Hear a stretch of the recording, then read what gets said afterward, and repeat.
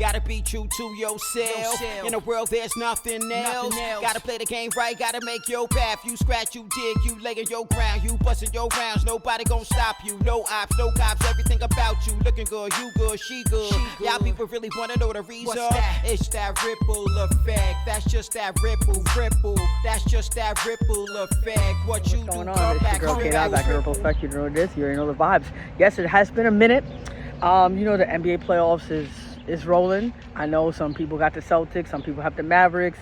Celtics are up 2-0. So opinions are changing, but it's not as serious until you win, right? When you're not at home. So we'll see what's up. The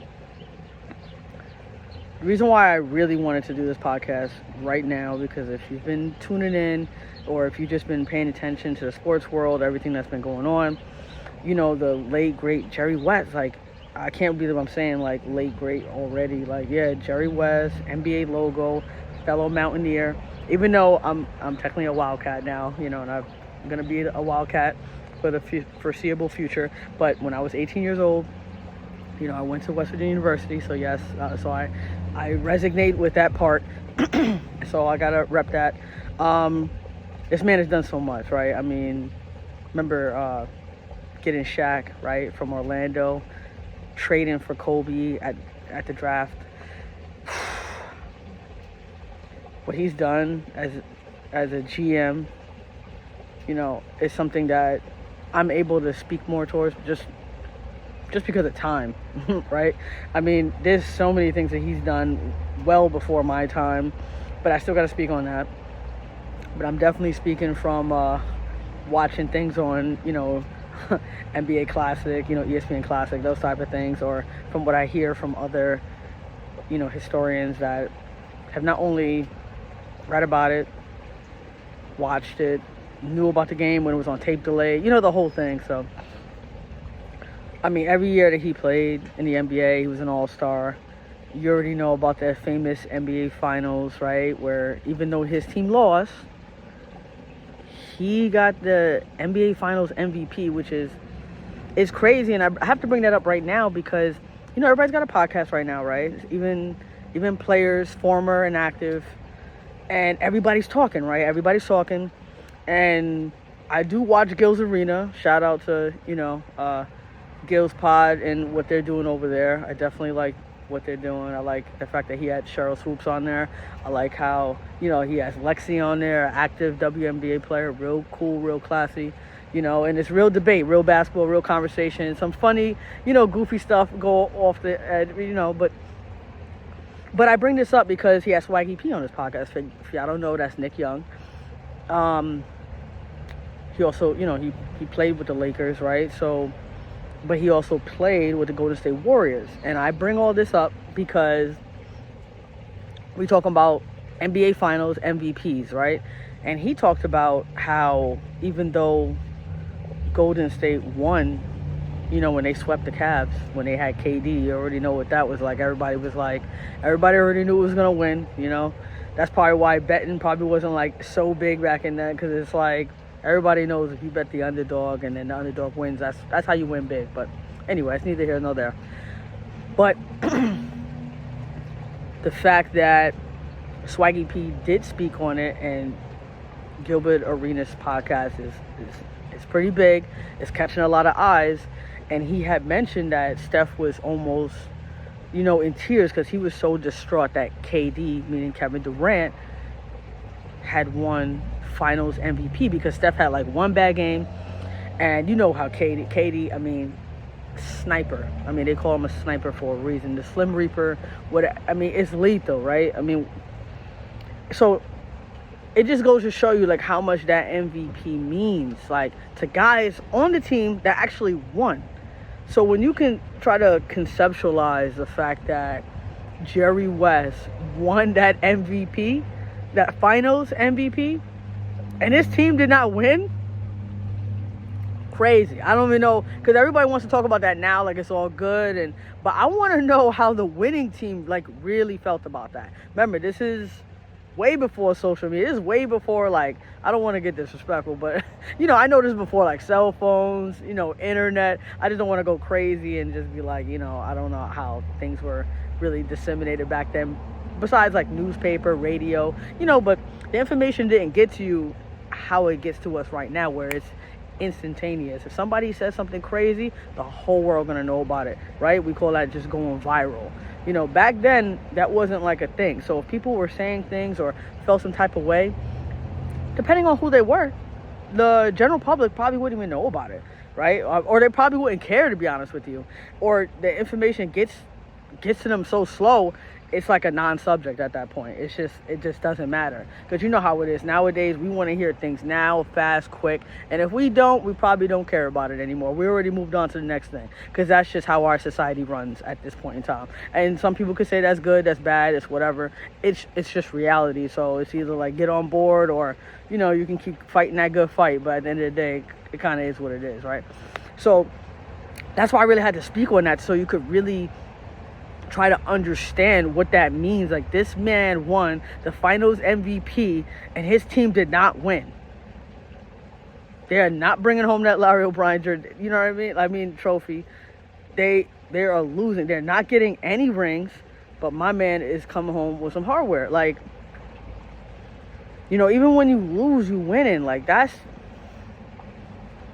unbelievable. And everybody wants to talk about Shaq and Kobe, because we have the benefit of knowing what they already have done. We can sit here and say they've won 3 rings in a row and probably should have won more if they had to, like, gotten together, if they had to figure it out more, if they had to just, ego is, it's a dangerous thing, y'all. Pride, ego, dangerous thing. It does destroy relationships, because those two, man, it would have been nice to really see how far they could have got, because we could be having some serious debates, with the Bulls, prime Bulls. We could be having some serious debate about the Warriors, and with the Lakers. We're already debating that now. But if they had the rings with it, it's so annoying trying to wonder what if, right? But also, I bring that up solely because he didn't get that credit when he did that. Remember, Kobe Bryant only played high school ball. He didn't go to college, right? He was one of those that were that nice that he was able to go to the league and it translated. Now, did it translate very well in the beginning? No. Did he get a lot of playing time in the beginning? No, he did not. He was riding the bench. Like, if you guys remember that far back, if you followed his career, but Jerry West saw something in him. I don't know if it was his work ethic, his will to win. I'm not sure if you guys even know, but, Kobe Bryant was like this with Jerry West's son, to the point where they used to stay at his house. You know what I mean? Like, that's just, like, it was a whole thing. And T-Mac too, like, eventually when T-Mac, came into the league and different things of that nature, like, I'm telling y'all, like, Jerry West saw this, man. And you have to understand too, when Shaq was with Orlando, there was like a whole thing going on, with Anthony Hardaway or Penny Hardaway, and Shaquille, and you already know, ego, pride, same crap, right? And Jerry West decided to be like, nah, I want him over here. And he caught a lot of slack for that, because everybody was like, he can't make free throws. Yeah, he's a big man, he's dominant, but, his work ethic, I don't know, eating habits, and he was focused on the flash. You know what I mean? Like, he liked being in videos, he was rapping. Shaq, if you think Shaq is, like, entertaining now, back then, when he was younger and had probably more of the energy, more of the, you could say, the immaturity, because, we all grow with time. That's just normal. So I can only imagine, like, what he was bringing over there to LA nonetheless, because that very distracting, so it's like how quickly everybody forgets, because we're in a we have like the benefit of time, you know what I mean, or on the right side of time, to sit there and say, well, they won the 3 champs, that's why he did it. No, he did all this before he even knew that this was pop. Like, that's why sometimes you just kind of have that vision. When everybody thinks you crazy, let them think it. If you following your instincts, you working hard, basketball the way Jerry West knows basketball, Sky's the limit. Sky's the limit.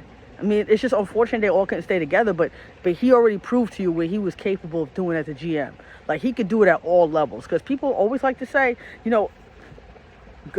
great basketball players, it doesn't necessarily translate, to a coach or to a GM and different things of that nature. And they like to say that, especially when it came to Michael Jordan, when he was a GM and with the Hornets and how all that went. And, well, actually he was the owner, but I'm talking about with the Wizards when he was the GM and how he was trying.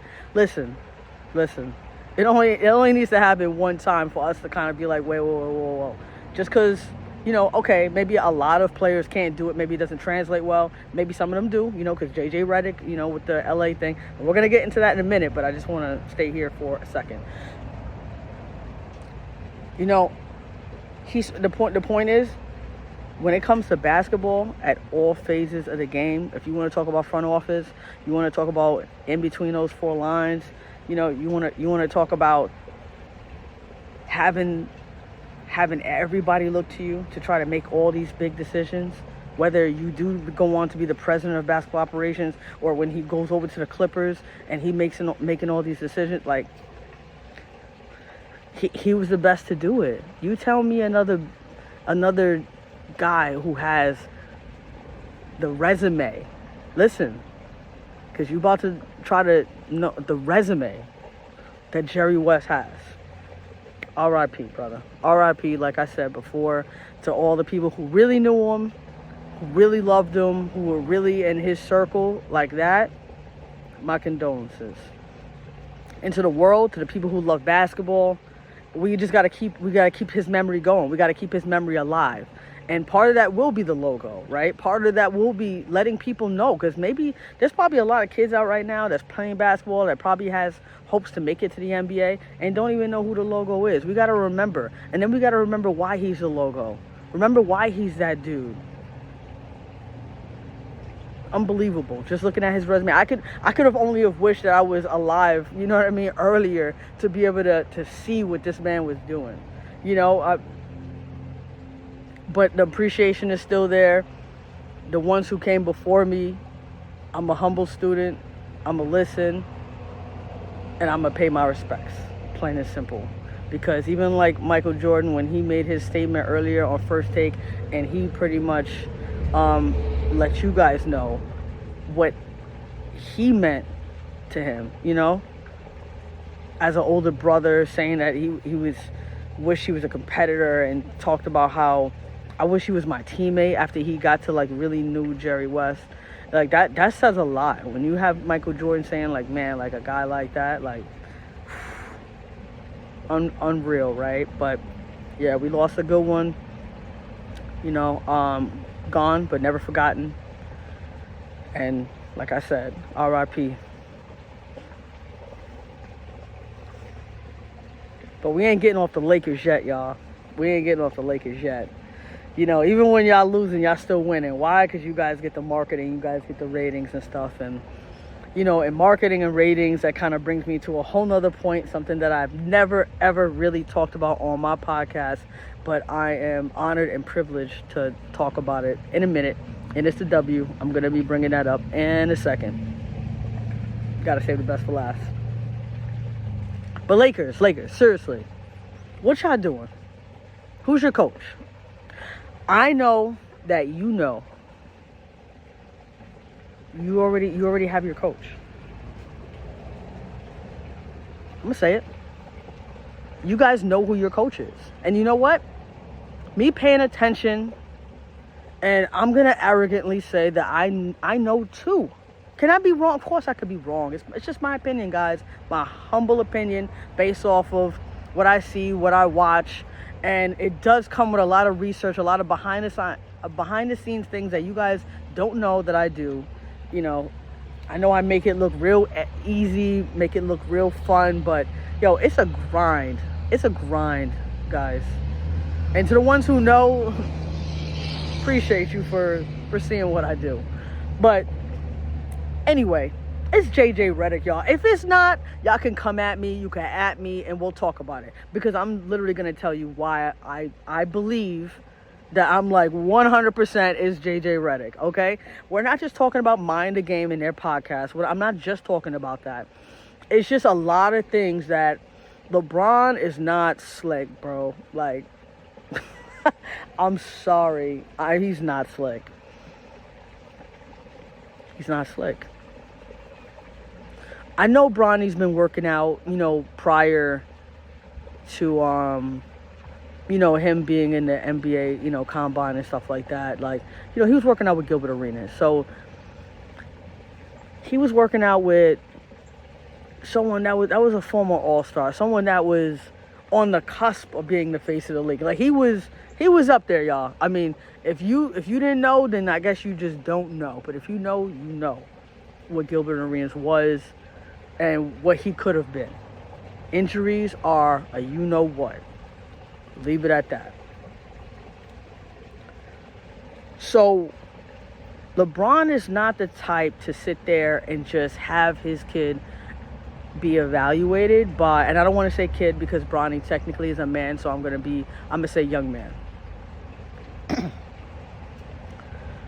He knows that just by having his eyes on his own son creates a level of bias, right? Because for you parents out there, you have to be able to appreciate the fact that you want them to do well. You want to see them well. So in your eyes, you see them differently than someone else where it's not their kid, right? Okay. So LeBron's already been doing that.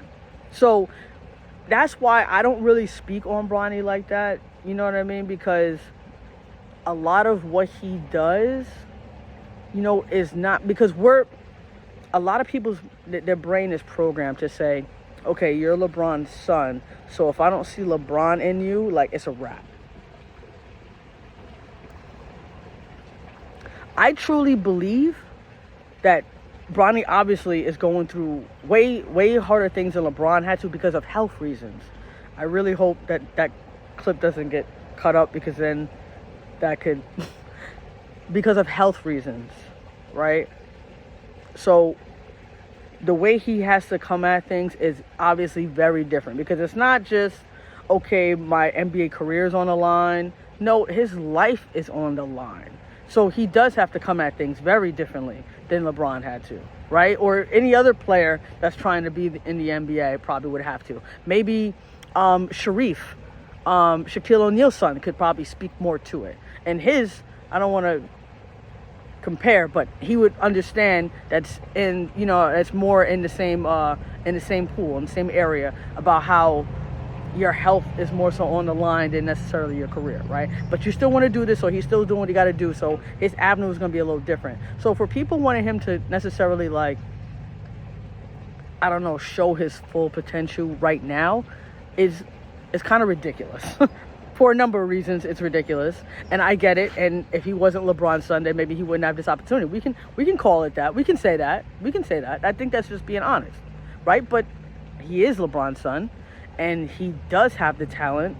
He went through some unfortunate, unforeseeable circumstances, right? And so he's kind of taken a different sort of turn, a different sort of route. Now, I say all that to say this. Why? What does this have to do with the Lakers? Because he's going to go to the Lakers, y'all. I do believe Bronny's going to go to the Lakers. And you do need a certain type of coach to not only, is he thinking about the team? Excuse me. I think LeBron is thinking about winning, for sure. But I remember a while ago, before LeBron came to the Lakers, he said, when he was asked, your next decision, before we even knew he was going to the Lakers, what would be like the biggest factor for you to make that move?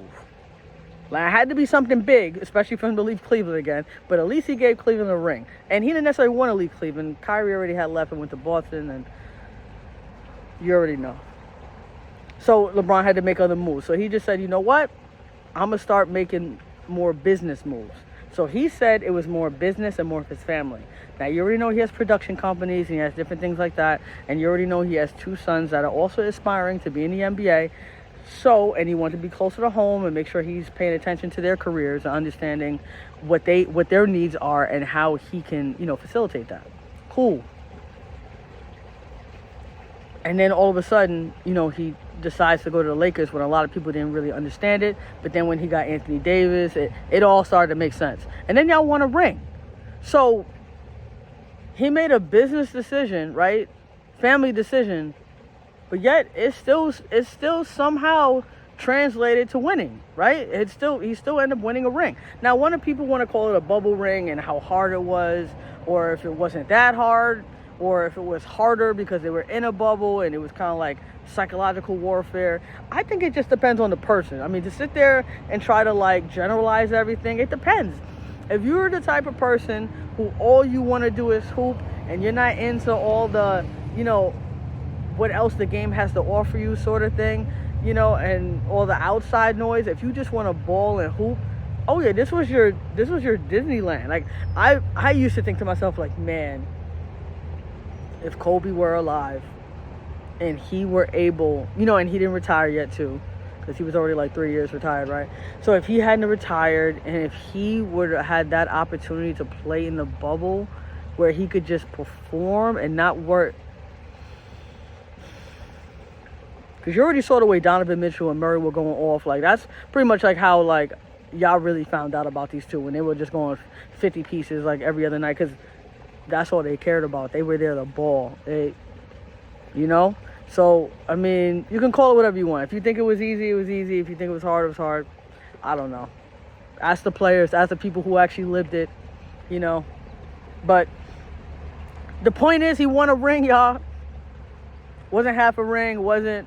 he still won the Larry. He got it based off a business decision. Fast forward, right? He told y'all. He was not mixing his words. He wasn't trying to dance around it. He went straight. I mean, he was very direct. He knows what his son wants to play in the league. And he told you what he wanted. I want to play with my son. Period. He was very clear on that. Very clear. Didn't mix words. So there is a lot going on. I mean, I don't even think LeBron signed this extension yet. So I know a lot of people are in an uproar. And that's why I was kind of making jokes before when I was kind of saying, oh, I know the reason why he's not so involved in the Lakers head coach decision is because maybe he doesn't plan on signing. I was kind of just like joking around with that. But I did believe that was a possibility if the Lakers didn't make the right move. I think LeBron is very savvy and very, meticulous about the way he makes his decisions, especially when it comes to his career. Because now it's like you want to finish strong. You want to finish the way you want to finish it. After everything he's done for this game, after everything he's done for everybody else's career in particular, come on. He wants to finish it. He wants to go out his way. And you know what? He's earned that, y'all. Whether you feel whatever you want to feel, when he's gone, you're going to miss him. Whether you want to believe it or not, you will. And it just is what it is.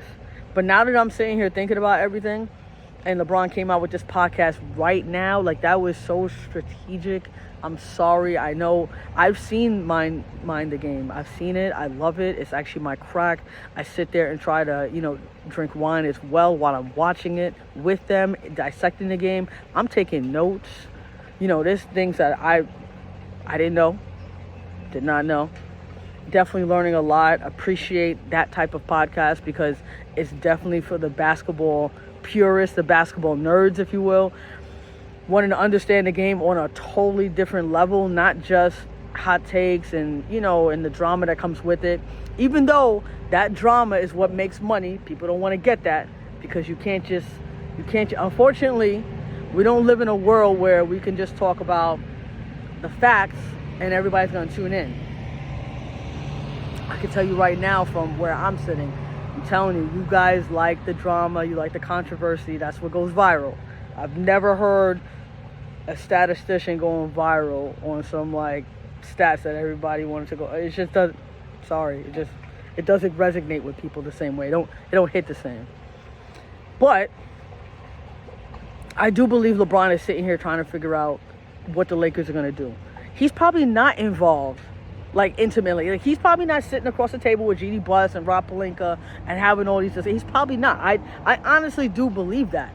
even though that's not really the way business deals really get done. A lot of times they probably went golfing, right? They probably had some cigars, went to a really, really nice, like, upscale restaurant, or, you know, or somewhere, or went to a far remote location where they can't be spotted, they can't be seen, nobody can be, you know, eavesdropping on their conversation, you know, somebody paying the waiter a certain amount of money so they can hover and, you know, go over the specials so that way they can sit there. No. I think LeBron is honestly sitting back and saying and kind of saying, like, indirectly, like, I'm gonna put out this podcast right now.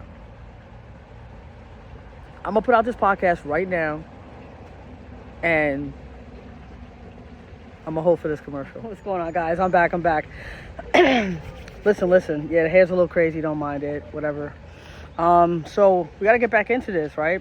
So I'm telling y'all, I know everybody was clamoring over that coach from UConn, and a lot of people think that came out of nowhere, but LeBron was definitely, you know, eyeing that coach for a while too. Now, I don't know if that was a little bit before, you know, he started thinking about JJ, and I don't know. Like I said, LeBron is like, he's a mastermind, man. He knows how to market himself. He knows how to get his message out there, to push his narrative, regardless of what everybody else is saying or doing, right? So, yeah, a lot of people showed up at the pool right now, so that's the background noise. Try to stay with me. But I think JJ Redick has an understanding of the game, and not only an understanding of it, he loves it, he cares about it, he understands the nuance of it, and let's just be real, he won't cheat the game. He wants to win. He's a competitor. When I heard about what this man used to do just to get ready for a season, I mean, like he mentioned before, he did not retire because of the season of the NBA. No. He retired because he could not keep up with what he had to do in the off season to prepare for an NBA season. I believe it was 6 days a week. He'd be doing 2-a-days. Bruh, like, what was it? 342 shots? And there was a reason why. Like, listen, bro, he's that guy. And hearing him break down the game, the X's and O's portion, I have no doubt that he is going to be a phenomenal coach one day. Now, when it comes to the Lakers, right, I feel like when you're a part of an organization that's so high profile, so legendary, I mean, you're talking about one of the teams that helped build the league between the Celtics and the Lakers. You know, when you think about Bird, right, and Magic, help build this league. So when I think about that, and I understand that they're these respective championship teams, like, who pride themselves in championships, are tied at 17 apiece right now, and looking to take it to the next level, right? I mean, the Celtics might do it. So I feel like the Lakers are really on that, you know, they're feeling it. They're feeling that pressure of not being on top or haven't won in a while, right? Because the last time they won was, you know, with some people would like to call it the original super team. And I'll let y'all debate that. I ain't going into all that right now. You know, so personally,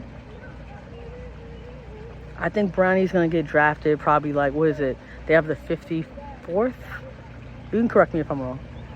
I think Bronny's going to get drafted by the Lakers. I do believe JJ is going to be the next head coach. I think some people might be saying, oh, but JJ got pissed. Yeah, JJ was pissed off because this is his first NBA Finals of being an analysis. And I'm pretty sure one of the very clear instructions, especially when you're negotiating, if y'all understand anything about business, the last thing you want things to do is for the media to get a hold of things, and especially for other people to just grasp at things that they know nothing about and just start spewing information. That will mess up a deal real quick. We could refer to a lot of deals that didn't go through because of said media problems or information being leaked, things of that nature. The point is, you don't want that. In business, you want things to be behind closed doors. There's a reason why there are rooms and why those deals are being done behind closed doors for a reason. The less people involved, the better. Need to know basis, that's all that needs to happen. So the fact that JJ was already being blown up, myself included, that's only because I heard some things. I'm not even going to get into sources. And I had, I'm not going to be that arrogant. I'll leave some room and say about 95% sure that this man was the coach. Like, I'm not saying it was signed, but it was like sort of like the letter of intent. Like, it's already been offered to you. He's already kind of signed off. It's just more of like the logistics, like the salary. You know what I mean? Like, JJ Redick is very, very particular about, everything that he does. See, I feel like he's very intentional. He's an intentional type of guy.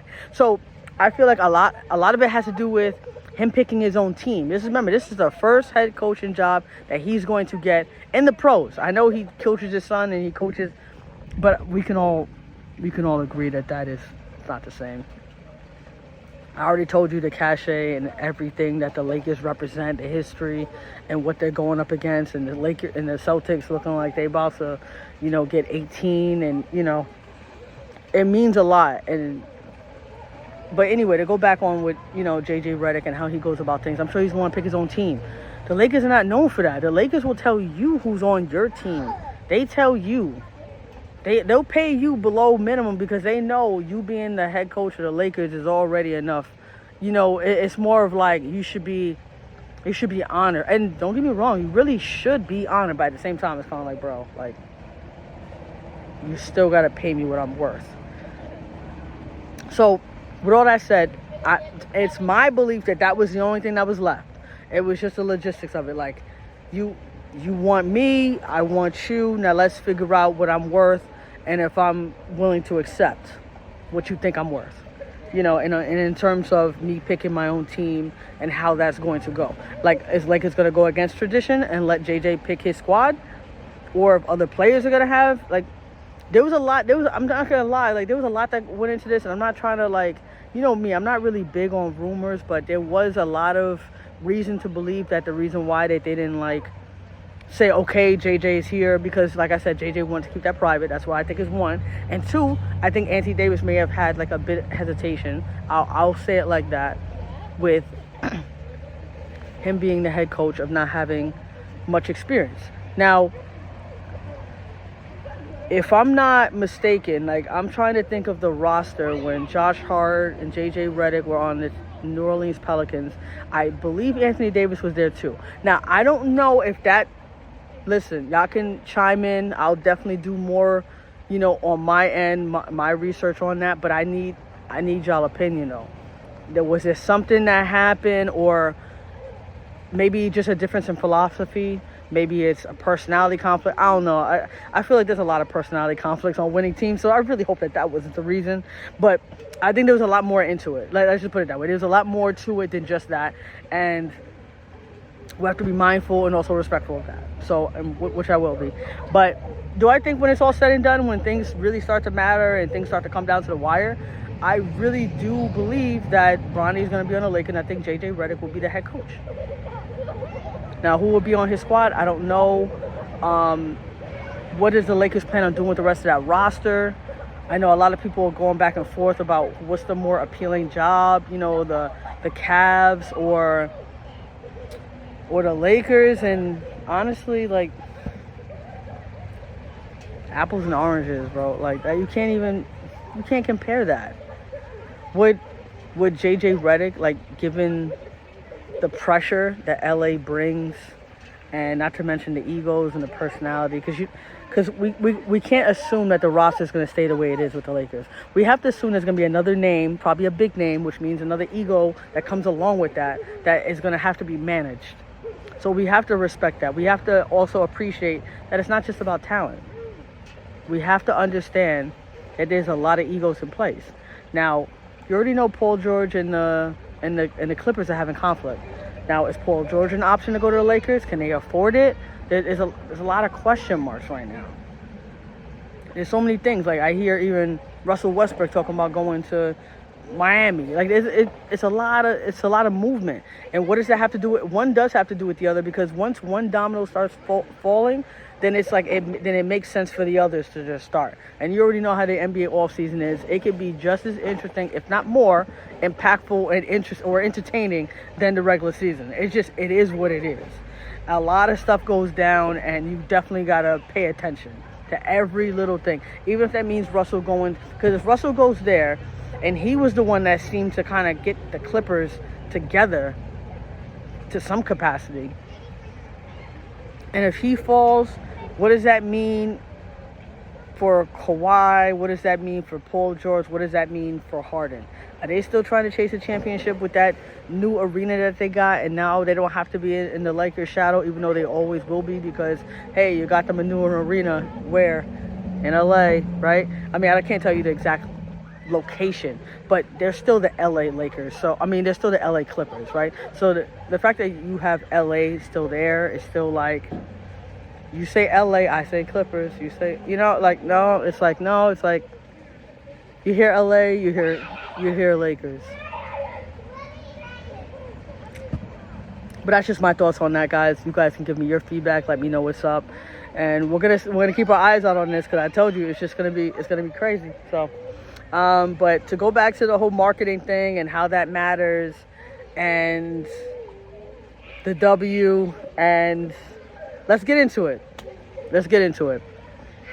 I didn't want to speak on this so much for a couple of reasons. I have not followed the WNBA like most people have, that I feel like that are way more, not only knowledgeable on the subject, that are way more passionate about it. Not that I'm not, but there's levels to this, and you got to respect it, which I wholeheartedly do. So I definitely defer to the people who know and watch the game, because everybody wants to call Caitlin Clark a snub right now because she did not make the roster on the women's national team, to go to the Olympics in Paris, even though she never played with them, doesn't know the coach, and Andrea Carter does a brilliant job on Get Up, First Take, and wherever else we've seen her on ESPN shows. It's been phenomenal. Love watching her, love her knowledge. I defer to her and Chiney Abumakhe 100%. So integrity is a big thing, guys. Let me tell you. Would it be nice to sit there and say, yeah, we don't care about the integrity of the game. We just want to grow the game. However that looks, we just want to grow it. Sounds a little irresponsible. Guys, if I'm just... Caitlin Clark, amazing generational talent. What she has done for women's college basketball and now in women's professional basketball is amazing. I mean, it's just one of those things, it's like, I'm sure people that are older now are sitting there like, I wish this was the case when I was playing. But it's okay. Things happen in their own time and their own reasons. But the point is, it's happening. And I caught myself watching some Iowa games, and listen, and I don't watch college basketball like that. Really don't. I'll follow it with the bracket, and I'm gonna be honest, the minute I'm out, which is probably like the first week, I'm out. I'm not getting the $1 million prize, I'm out. It's mainly because it's just the timing of things, right? When basketball season's really starting to rev up, and if you're like me and you're watching every game and you're dissecting every game and you're really trying to, let's just be honest, it's just not enough time. Some people can claim that they have all, listen, it's not enough time to focus on multiple sports. It's just, especially when they overlap, when there's too much overlap. Now, I'll be paying attention because I'm looking at the prospects, you know what I mean? Not only for my team, for the other 29 teams. 100% I'm paying attention. Yeah, paying attention. But I'm being like, let's be logical about this. So now that we've already established Caitlin Clark, phenomenal player. I mean, I have her shirt. I have nothing but great things to say about her. I love her game. I love where she shoots from. I love how she's expanding the game. She's giving us conversation. It's entertaining. Let's face it, we need entertainment. You know, I'm not going to say that's why Michael Jordan is the way he is or how he became who he became, right? Because obviously it was backed up by his play on the professional level, because he wasn't that popular. Like, you know what I mean? Like, necessarily coming out of North Carolina. Like, it didn't change the NBA right away. It took, you know, there's levels to it. It took time. But he earned it by his play. And it took years to develop that. This wasn't overnight, guys. And this was at a time where people stayed in college for a lot longer, and which Caitlin Clark did. So I just feel like she's on the right track to greatness. And for us or anyone else to sit there and try to push it based off some marketing plight or whatever it is that you're trying to do, strategy. Listen, I'm all about marketing. I understand the business is a tough business. Marketing is key. If you are not marketable, it is going to be very hard for you to make money. I can tell you that right now. That is 100% true. But she is marketable. She's not going anywhere. She's going to kill it in the WNBA. And you know what? When the Olympics come back in town 4 years later, just think about how much exponentially better she will be. Not only physically, just where do you think her talent level will go to? I mean, unbelievable. Sky's the limit, I think. But to compromise the integrity of the game by taking somebody off that roster spot that needs to be there for them to win the gold, just for them to sell a few more t-shirts, just for them to, no, that would be crazy. I don't think that would be good for Caitlin Clark's psyche, because people are not taking that into consideration. She's already getting pushed around the W. And for what I'm hearing from other players that actually played on the international level, they said that it's more physical. More physical.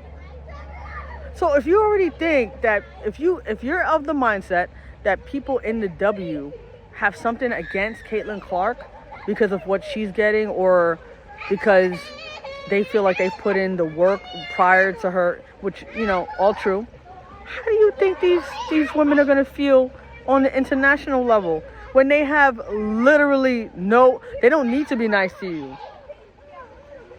How do you think that's going to work? I think they were smart. I think they did not only Caitlin Clark a favor, I think they also did themselves a favor by go ahead and trying to chase that gold, not getting caught up in the politics, because you know what? There'll be plenty of time for that. That's what the W's for. Like, you know what I mean? Like, in the regular season where we can worry about that. If they go out and win the gold, 8th straight, if I'm not mistaken, if they're going after number 8 right now and they win, bruh. And then Caitlin goes, you know, in her 4 years and try to chase the 9th, like, the WNBA is gonna be, they're gonna have to call them, like, you know, like, you remember when the Dream Team, like, it's gonna be something like that. If not, it should have been already. But I'm just saying, like, from a marketing standpoint, I'm telling you that, like, this is just the beginning. It's not gonna, the women's game is not going anywhere because Caitlin Clark is not on the international team. Honestly, it's silly to think that way.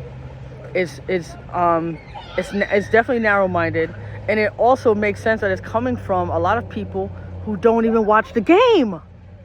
If you don't even watch the game, come on, man. They even said an MVP of the league one time got snubbed off that list. An MVP? That's crazy talk. Crazy talk. And the only reason why we have an MVP that won't be playing for our team is because he's going to be playing for his own national team, and that's going to be in Nikola Jokic. He's going to be playing for his own team, his own country, which makes perfect sense.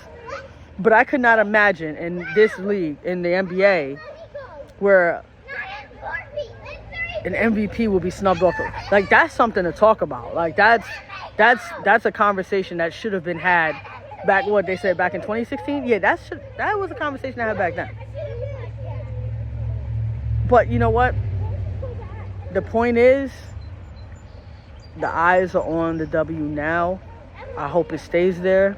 I hope more eyes gravitate towards it, because in my eyes, basketball's always been basketball. And I understand that, you know, the level of physicality and things were different. But you know what? It's reached new heights now. The rules, I'm not going to say they're changing. They're evolving. They're getting with the times, and they're understanding that these women are not playing, bro. Like, they're competitive. You should watch them. I know I'm going to watch them. I'm still waiting to go to a WNBA game myself. And it's going to happen. Priorities, though. And listen, this should be a lesson to everybody. Now, I know we live in a capitalistic society, and everything does seem to revolve around money. But when you're trying to build something, keep that in mind. Right? When the NBA was trying to build something, and they leaned on the shoulders of Larry Bird and Magic Johnson, which was about 30 years in, and the WNBA is about 28 years in. And now they got Caitlin Clark, right? There's always going to be, you know what I mean? There's levels to this. The integrity matters when you build in that foundation. There's going to be plenty of times where they're going to have to compromise, because I think that's where the NBA is right now. You know, where they can have those conversations, and where they have room, because they already have that, because they have that foundation. They can go back and say, look what it was built on. Look what we did. Look what the integrity. Look how much money we made. They were essential workers, half of them, right? Only the very, very, very, very few made enough money. And honestly, they had to make the smart investments in order for them to be anywhere they are right now. We have to take that into consideration. We also have to be mindful. And we can't be in such a rush to do things without thinking about the consequences. I want the WNBA to grow just as much as anybody else. But I definitely want it to grow the right way. Because if it doesn't, it could fizzle out. The exact thing that we were worried about happening could happen. It's got to be built on winning. It's got to be a competitive league. That's what they're built on. They're built on the purity of the game. It's not super athletic. You're not going to see like the crazy jumping and the crazy speed. But what you are going to see is the X's and O's. You are going to see the shooting percentage. There's certain things that you're just going to see and that you're going to appreciate more with the defense. And there's other nuances and different things that, you know, that you won't get from different leagues. And that's just based off of what you work with what you have. But if you love the game of basketball, you're going to have that level of appreciation, period. And if you don't, then I can't help you. It is what it is. But to be honest, what we all can do is spend more time at the game, spend more time watching it, spend more time researching before we just start talking about it. I did a lot of watching before I even decided to even talk about this. And honestly, I'm just one of those people. It's like me even talking about baseball. It's just, I don't want to do it because I know that there's somebody out there that literally puts in way more work than me, because I know how much work I put in on any other stuff. So we can talk about that all day. But certain things that I know that, you know, I'm not 100%, you know, all in like everybody else, because there are way more people, like I said, that are active. And I lean on them. And then from there, I can, you know what I mean, just make an informed decision and sit there and say, well, let's leave this to the professionals and let's not go crazy. And I can speak on integrity because that matters. So let's keep it at that. NBA Finals, Game 3. It's on tonight. They're back in Dallas, right? Or they're just in Dallas, right? Because now it's like Celtics are up 2-0. So what they do? Nothing. They took her home court. A lot of people worried about Porzingis. We knew Porzingis was going to be a problem at some point because that's been his career, unfortunately. I'm a Knicks fan. I know all about Porzingis.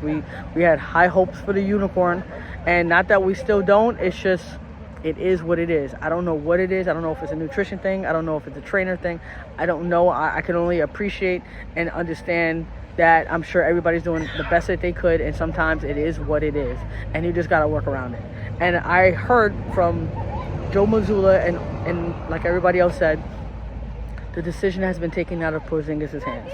So if you want to blame somebody for him not playing or not being able to do certain things, do not blame Porzingis. Don't say he doesn't want to play. Don't say he doesn't have any heart. Don't say, how are you going to do this? It's the final. Don't let those words come out of your mouth, because they already said the decision is not his. This is a serious injury, and this can possibly impact the rest of his career. And the fact that it's already been riddled with injuries, to rush him back will literally be irresponsible. The other guys are just going to have to step up like they've been stepping up without him. They've been doing a heck of a job without him. And Porzingis showed you in game 1, or teased us rather, what he's capable of when he's healthy. He's a beast.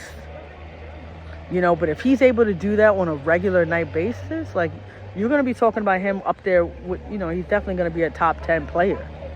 Yeah, I said a top 10. Do you not see what he does? It's not just on the offensive end, it's on the defensive end too. But guys just got to step up. I still said I have Celtics in 7. I'm still sticking with it. I'm not flip-flopping. It's straight up. It's just being honest with you. It's just because I'm taking into consideration that Porzingis wasn't going to be... I knew Porzingis was not going to play one of these games. So I'm like, it's not going to be a gentleman's sweep. It's not going to be over in 6. I think Kyrie and Luka are too much. And even though Luka's a little banged up as well, and I know he was questionable for one of those games, but Luka's still young. Hopefully he can still, you know what I mean? Hopefully he's taking care of what he's taking care of what he has to take care of, and nutrition is a big thing, and hopefully he'll realize that, he'll realize. I remember Michael Finley taking away that beer after winning that last series. I know why he did that. I know a lot of people were like, oh, just let him have it, he won. They're trying to win a ring. They're not just trying to win a series. Like, just because you won one more series than you won in the past, like, we're not just trying to get to the finals. We're trying to win the finals. That's why Michael Finley took that beer. Do you know what that does to someone who's rehabbing? Someone who has injuries? Now, I need to do your research. If you don't know what alcohol does, and maybe you may think it's one harmless beer, but there's no such thing as one harmless beer. Alright? This is the finals. These guys are serious. They know what it takes. Everybody's got to be locked in. That means mentally, physically, emotionally, on every level. You have to be locked in, because it's going to be that edge that just takes you over the top. And if the Celtics think it's going to be that easy without Porzingis, they got another thing coming. I know Kyrie and them boys are coming. So we got to be mindful. I can't wait to watch it. I can't wait to see what Kyrie and them do. Now that they don't have to worry about all the booing and all the, because with his stint in Boston. And all I got to say is, if you've been watching me for a while, you already knew how I felt about that Boston situation. And I told you, when he made that speech to Boston, and he was like, stood out in the middle of that court and was on the mic and was like, I'll stay if y'all have me. I told you he was leaving. That was conditional. That was like, I'll stay if there was a lot in that. Even though he said very little, there was a lot in that, and I knew it. But with all that being said, is Kyrie going to get his get back against his old team, or is Porzingis going to get, his get back with Dallas? Because remember, it didn't work out with him and Luka. And thinking about that now, because I remember when they made that trade, I was like, oh man, this is going to be dangerous. You got Luka Doncic and Porzingis. But pride and ego, we already talked about that, right? It's a shame. It breaks up relationships. But you know what? Hopefully, by Jason Kidd saying that Jaylen Brown was the best player on the Celtics, when we already know that they've been trying to break up Jason Tatum and Jaylen Brown for the longest, and trying to pin them against each other. That was a savvy move. Even him trying to retract it and trying to say, he wasn't trying to, impact the series and try to engage in you know, any like, you know, any mental warfare. Of course you were. It's silly to think that you were going to do otherwise. Because first of all, you're one of the ultimate competitors, and you've won as a teammate with the Dallas Mavericks. So if you won as a teammate with the Dallas Mavericks, and now you're going to get a chance to coach and then win on that level as well, then of course you're going to do that. Of course. Come on. We already know what it is. So we're just going to keep it like that. We're going to be smart about it. And we're going to keep watching. I hope y'all keep watching too. And y'all already know, I only ask y'all to do one thing. Losses equals life lessons. Gotta be true to yourself. In a world there's nothing else. Gotta play the game right, gotta make your path. You scratch, you dig, you lay in your ground. You bustin' your rounds, nobody gon' stop you. No ops, no cops, everything about you. Looking good, you good, she good. Y'all people really wanna know the reason. It's that ripple effect. That's just that ripple. That's just that ripple effect. What you do, come back triple.